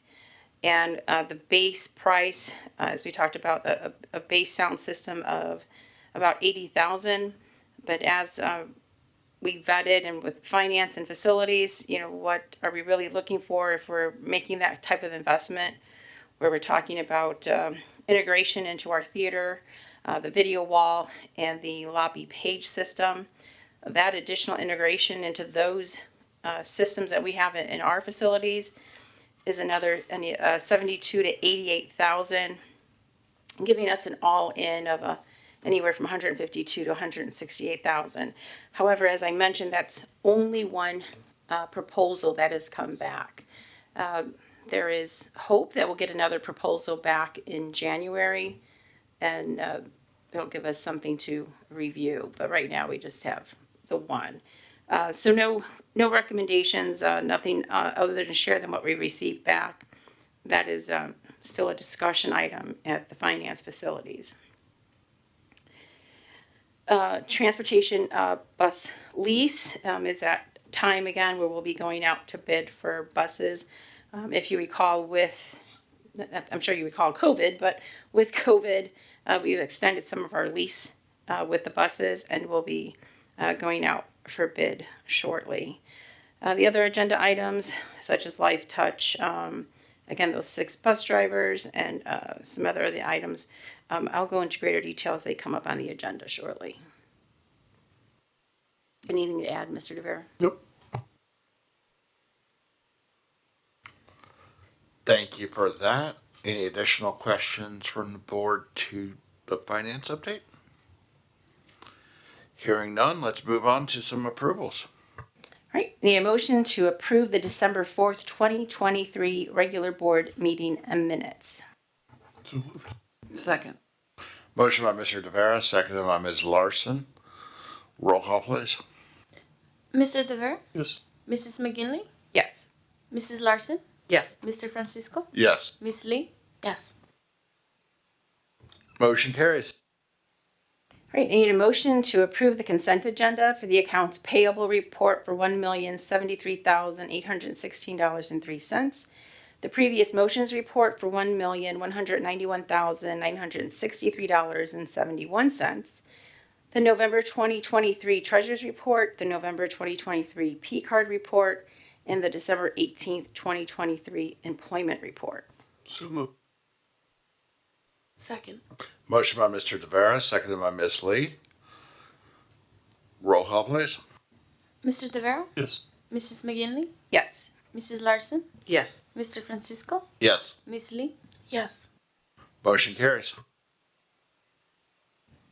All right, old business. I need a motion to approve the school board policy revisions as reflected within the memo. So moved. Second. Motion by Mr. Francisco, seconded by Mr. Tavera. Any questions in regards to the second reading? Hearing none, roll call, please. Mr. Tavera, Yes. Mrs. McGinley, Yes. Mrs. Larson, Yes. Mr. Francisco, Yes. Miss Lee, Yes. Motion carries. I need a motion to approve the 2023 tax levy, which is in compliance with the Truth in Taxation Act requirements, and direct the chief financial officer to execute all required documents. So moved. Second. Motion by Mr. Tavera. I'm going to give this one to Mrs. Larson. Seconded by Mrs. Larson. Any chime in? Yeah, I was gonna say, as I mentioned, in giving out the finance, committee report, we went over this, in great detail, in several meetings through finance. And again, we had our levy hearing at 7 o'clock, that Dr. Kibbens, again, giving the highlights in regards to our tax levy. Again, always being conscious of the taxpayers of Round Lake, the greater Round Lake area. Thank you. And roll call, please. Mr. Tavera, Yes. Mrs. McGinley, Yes. Mrs. Larson, Yes. Mr. Francisco, Yes. Miss Lee, Yes. Motion carries. All right, new business. I need a motion to approve the 2024-2025 and the 2025-2026 two-year service agreement with Life Touch / Shutterfly, including with the option to cancel the second year with written notification by January 15th, 2025. So moved. Second. Motion by Ms. Lee, seconded by Mr. Tavera. And thank you. If I could just add again, this was on the finance agenda, and you'll notice this is out of our normal cadence in reviewing contracts and coming for approval. The reason why this has come forward out of that cadence is to get a good schedule for our buildings, for pictures for our children and their families. Life Touch is requiring us to come forward earlier, or needs us to come forward earlier. They're not requiring us. Let me rephrase that. So our buildings principals can reach out to Life Touch and get calendar dates on the calendars for our families. The earlier gets us a better date for our families. So we've moved this cadence up a little bit. And as you heard in the motion, should the 2024-2025 year not go well, it always gives us the option to cancel that second year. But we don't anticipate that. They've been very responsive to our ask. Thank you. Roll call, please. Mr. Tavera, Yes. Mrs. McGinley, Yes. Mrs. Larson, Yes. Mr. Francisco, Yes. Miss Lee, Yes. Motion carries. I need a motion to approve the contract with the University Center of Lake County for the amount of $2,760. So moved. Second. Motion by Mr. Francisco, seconded by Mr. Tavera. Again, this was on the finance agenda. This is our second year using the University Center for the access testing. So again, this is just a contract with them. This is again, off-site facility to accommodate that testing.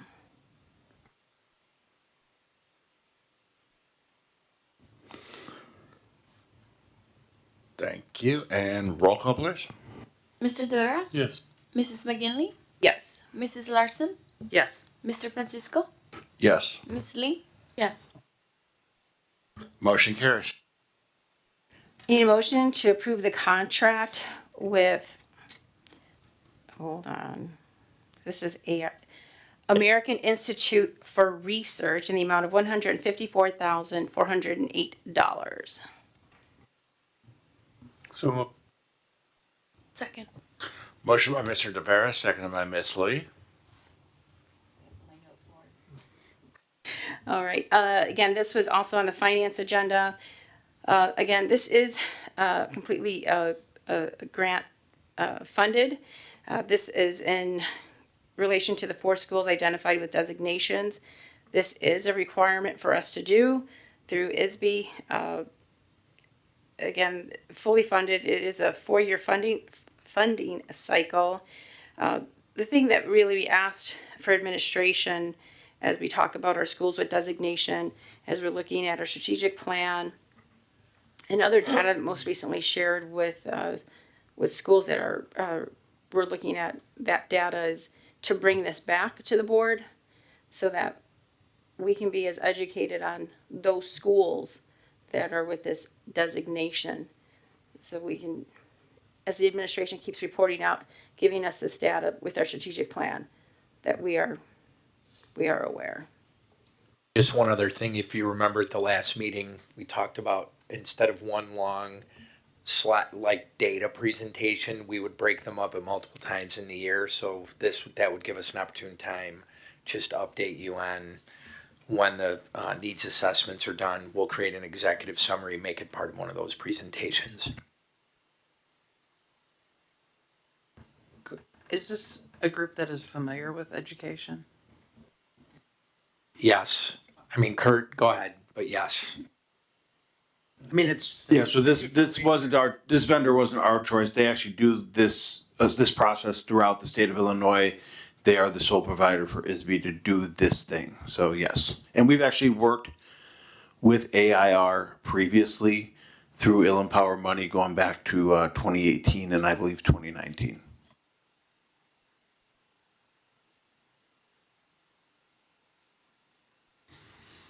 Hearing no additional questions, roll call please.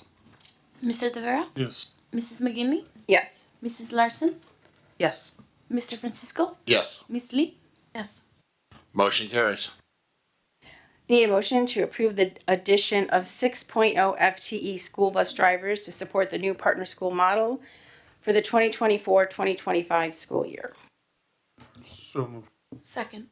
Motion by Mr. Tavera, seconded by Ms. Lee. So as I kind of alluded to with the budget assumptions, the administration is asking to move up the approval and hiring process of this. As we move to that partner school model, we do have, we were informed that there will be quite a few number of open slots at the beginning of next calendar year, with some out on FMLA, some taking earlier retirement. So while moving this up, we can get these drivers in. Also, there will be a use if all 6 are filled early. They need additional assistance on some of our buses for some of our special needs students, and they would be able to assist then. So, right, so these 6 positions will be utilized.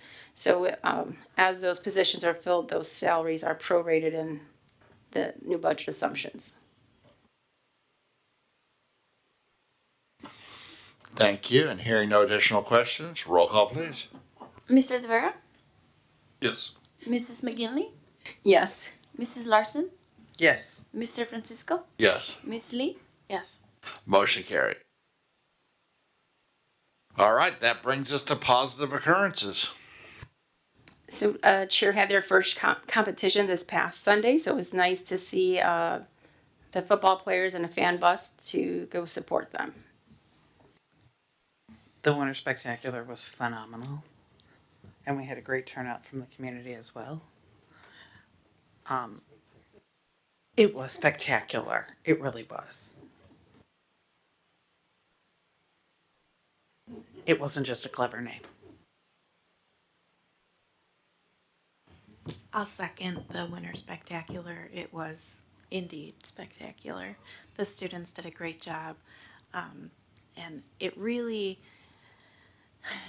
warms my heart to see how many members of the community come out, whether they have relatives performing or not. Alumni come back, old administration comes back, current administration, old board members. It's really great to see everybody in the community supporting the students in what's my favorite event of the year. I'll add on to the Winter Spectacular. I know the students made a bunch of snowflakes, and they were selling them this year at Winter Spectacular, and they were beautiful. They also had these 3D snowflakes that was really made by the art club, I believe it was, and those were beautiful. So nice job to see that multiple groups within the building are involved in the Winter Spectacular. And then we already talked about the positive occurrences with wrestling and athletics. Just seeing that the girls wrestling program continuing to grow, excel. Looking forward to hosting that regional later this year. Well, actually, next year. But all of the above. So it's busy time of the year. Great time with the holidays. So. I'm gonna do a shout out to all of our school nurses and all of our health people out there, because they are in the trenches with the runny noses and everything right now. And I know I had to call my kid in today, and I actually talked to one of the nurses, and they are just doing a phenomenal job. And I gotta give kudos to our district too for actually following guidelines for things, and if your kid is been around COVID or whatnot, to kind of report that and things, because there's a lot of schools that don't do that, and their numbers are way crazier than probably ours, even though we have a lot of kids. So I'm just saying, our nurses are rocking it. Just saying.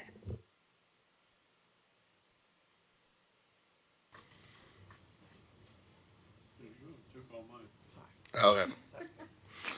All right, then we will move on to future agenda items. I have a couple. I don't know if they're necessarily future agenda items, but you'll take them as you will. The request or ask is, when we're scheduling events, please make sure they're not on board meeting nights. We all have kids in the district, nephews, nieces, neighbors, and as board members, we want to attend. So when any building is scheduling those events, please kindly remind them to not schedule them on board meeting nights. Appreciate that. The next one is the acronyms. It is a big pet peeve of mine. These packets are out for the community to read. They don't necessarily know that language and what those acronyms are. We want to encourage our community to read our packets, but if they don't know what those are, we're not really encouraging them to continue to do that. No problem. That's all I have.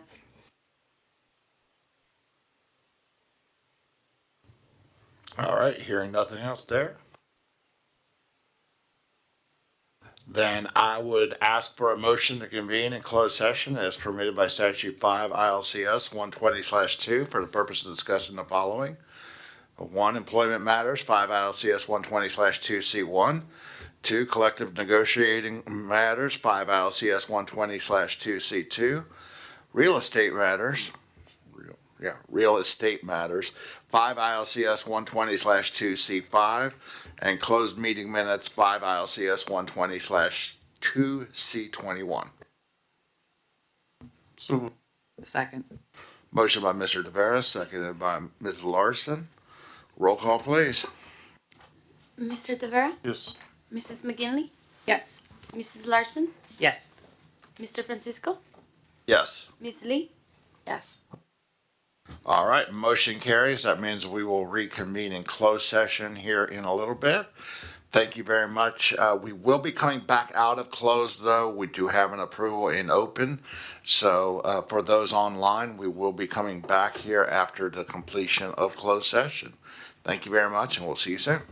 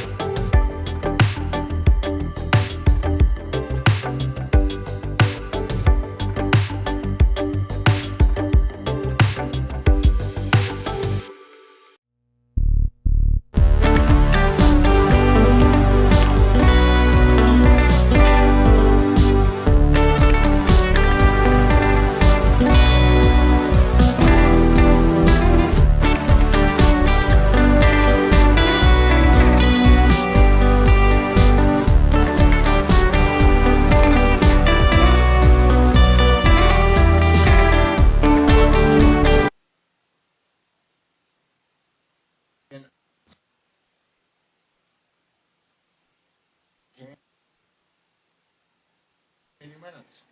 I need a motion to approve the close. I need a motion to approve the closed session meeting minutes of December 4th, 2023, regular board meeting. So moved. Second. Motion by Ms. Lee, seconded by Ms. Larson. Roll call, please. Mr. Tavera? Yes. Mrs. McGinley? Yes. Mrs. Larson? Yep. Mr. Francisco? Yes. Miss Lee? Yes. Motion carries, and we stand adjourned at 10:42 p.m. Everyone have a very happy holiday season. Stay safe, and we will be back next year with our next Thank meeting. you very much. Oh, you're welcome. Mike,